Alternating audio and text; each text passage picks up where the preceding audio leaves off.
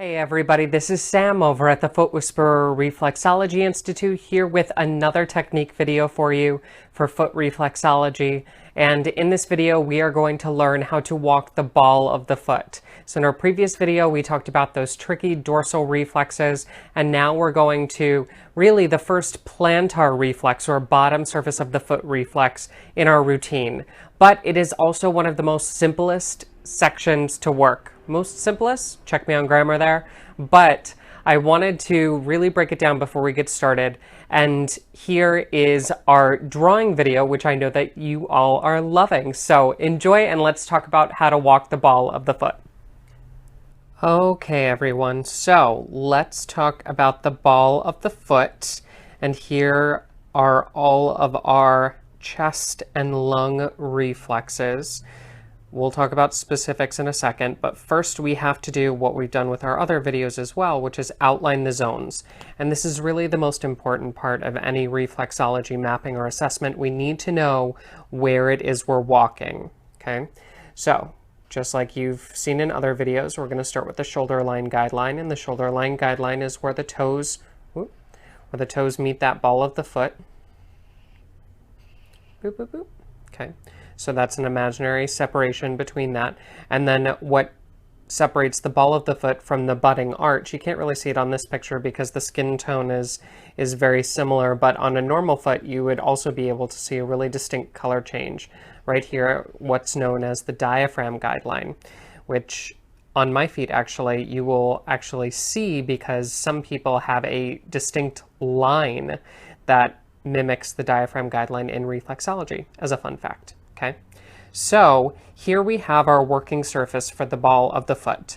Now, the way that this technique is going to work is we are going to start on, we're using the right foot in this example. We're going to start at the diaphragm guideline, and then we are going to walk up in line with the big toe 3 times, stopping at the shoulder line guideline. The technique just before this is the dorsal aspect, but before that we walked the spine and toes. So the toes are already covered. We don't need to touch them again until later on in our routine. And what we're going to do is we're going to proceed to walk in line with each toe along the interphalangeal joint. So technically we are on the interphalangeal joint between the distal metatarsal head and the proximal phalanges, just for you anatomy nerds out there. We're going to walk in line with each of those digits 3 times each, just in what we'll term as horizontal zone 2. Okay, and that's our technique for walking the ball of the foot. Now let's talk about some of the specifics on the other foot. So these reflexes are universal in terms of physical anatomy. They mirror the image of the body. So in the center of the chest, we have what's in the center of the chest. The reflexes for the heart, but also the thymus reflex as well. That's my attempt at a thymus reflex, and then this would be the heart. Yes. But then we also have all of the muscular and skeletal structures, like the ribs are in here, the lungs are obviously in here, all of the musculature for the pecs, the intercostal muscles, all of that lymph drainage is all in here as well.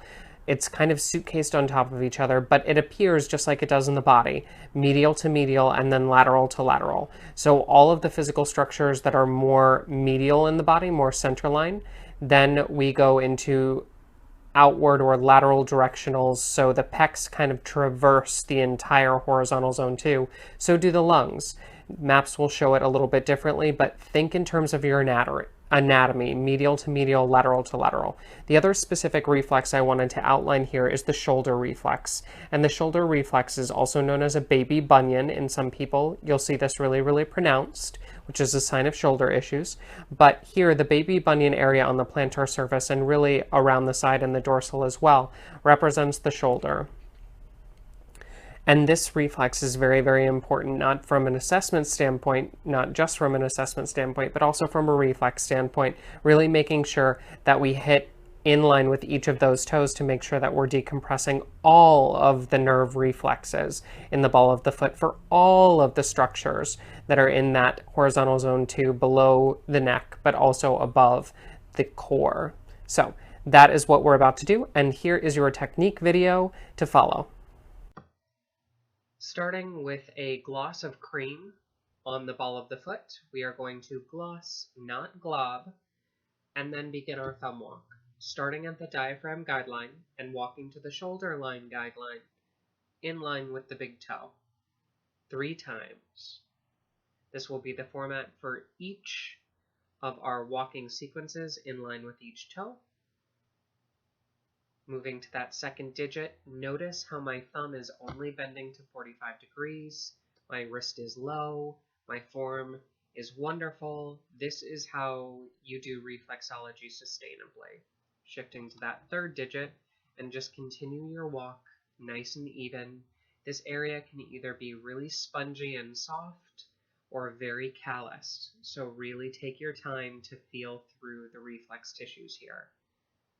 Fourth digit, 3 times. And fifth digit. This area gets a little bit crunchy. Don't worry about it. It's totally natural. Just continue with your walk. And after that third time, we're just going to shake the metatarsal heads in zone 2, starting with the fifth digit and just giving each metatarsal head a wiggle, just to get circulation going. Good job.